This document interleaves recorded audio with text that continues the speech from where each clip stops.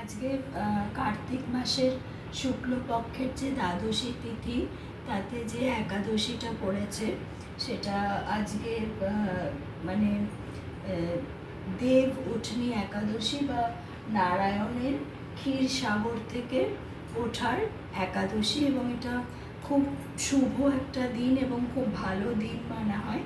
এই চতুর্মাসের সময় যে ভগবান শ্রী বিষ্ণু ক্ষীরসাগরে শায়িত থাকেন এবং তিনি যোগ নিদ্রায় শয়ন করেন, এবং তিনি আজকের এই একাদশীতে পুনরায় তিনি জেগে ওঠেন, এবং এই যে তিনি বিশ্ব জগতের যে তিনি রক্ষক ধারক হিসাবে আবার উনি পুনরায় তার কাজ শুরু করে দেন। এবং এটি ভক্তদের জন্য মানে আমাদের জন্য নতুন করে আমরা তার ভক্তি লাভের সময়, আমরা এই সময় ভক্তেরা তার ভক্তি যেন আরও ভালোভাবে তার পূজা করতে পারি, আরও ভালোভাবে তার তার ঈশ্বরিক নীতিগুলির সাথে সংযোগ স্থাপন করতে পারি, এবং এই সুযোগ যাতে লাভ করি। এই পুজো আজকের দিনে এই একাদশী খুব একটি গুরুত্বপূর্ণ দিন, এবং সেই জন্য এই আজকের এই একাদশীর দিন আবার তুলসী বিবাহেরও দিন। সেই তুলসী বিবাহ আজকের দিনে এই একাদশীর সঙ্গে যুক্ত আছে তুলসী বিবাহের দিন। এটা আবার কোনো জায়গায় ওটা কালকে হয় বা আজকে এই একাদশীর সাথেও তুলসী বিবাহ আছে। এই তুলসী বিবাহেতে একটা মানে যেগুলো নিয়ম, যে একটা হলুদ সুতো 11টা গিট বেঁধে আমরা এই একাদশীতে 11টা তুলসী পাতা চন্দন দিয়ে নারায়ণকে সাজিয়েছি ঘিয়ের প্রদীপ দিয়ে।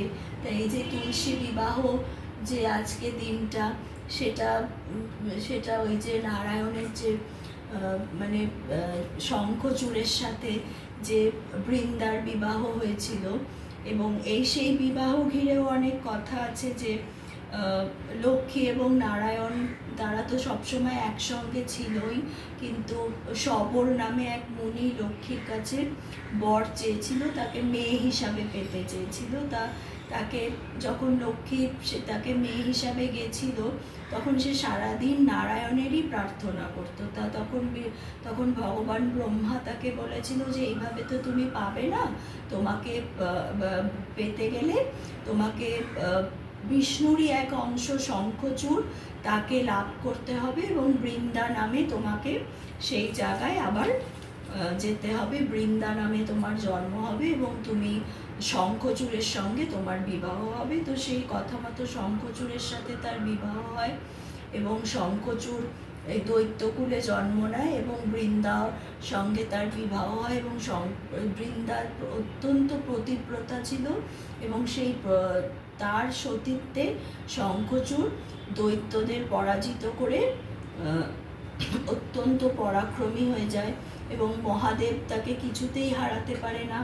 এবং সেই তার বৃন্দার সতীত্বেই তার সমস্ত শক্তি, এবং তারা ভগবান বিষ্ণুর শরণাপন্ন হয়। এবং তখন বিষ্ণু কি করেন, শঙ্খচূড়ের রূপ ধারণ করে বৃন্দার কাছে গিয়ে বলে যে আমি সমস্ত দেবতাদের পরাজিত করে এসেছি, এবং বৃন্দা আনন্দের সঙ্গে শঙ্খচূড়কে আলিঙ্গন করেন। এবং আলিঙ্গন করার পরেই বুঝতে পারে যে না, এটা তো তার স্বামী নয়, এবং তখন তাকে সে মানে এবার যেই আলিঙ্গন করে এবং বৃন্দার সতীত্ব নষ্ট হয়, সেই সময় মহাদেব তাকে শূলবিদ্ধ করে শঙ্খচূড়কে বধ করেন, এবং এর থেকেই কিন্তু শূলপাণি নাম হয় মহাদেবের।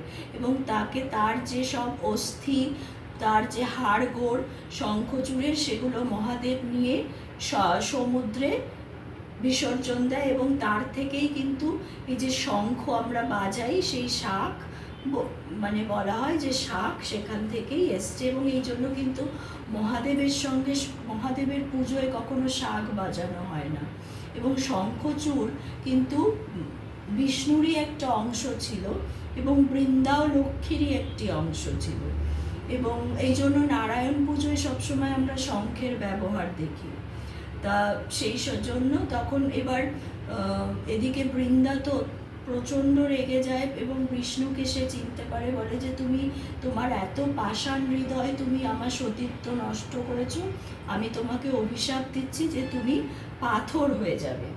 তখন ভগবান বিষ্ণু তাকে স্মরণ করায় যে দেখো বৃন্দা, তুমি লক্ষ্মী আর আমি নারায়ণ, এটা তো হওয়ারই ছিল।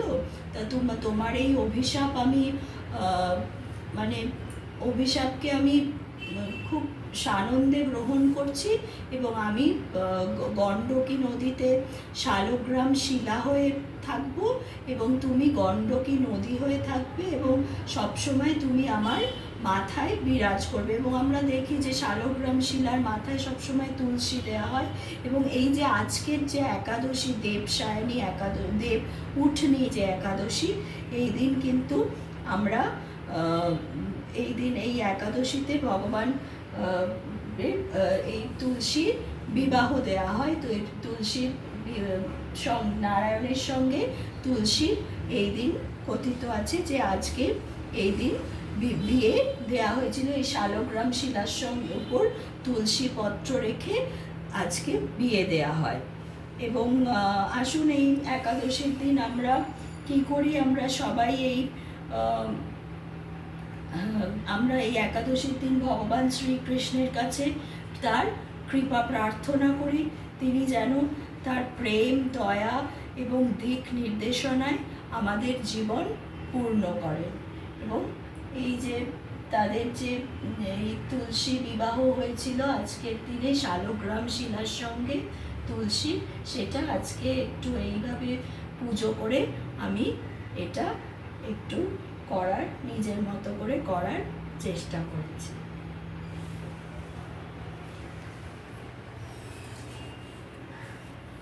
আর এই শঙ্খ, এটাও বলেছিল নারায়ণ যে আমাদের এই বিবাহ যে হবে তার সঙ্গে কিন্তু আমরা শঙ্খচূড়কেও রাখবো, এই জন্য এই দিন শঙ্খকেও রাখা হয় সঙ্গে।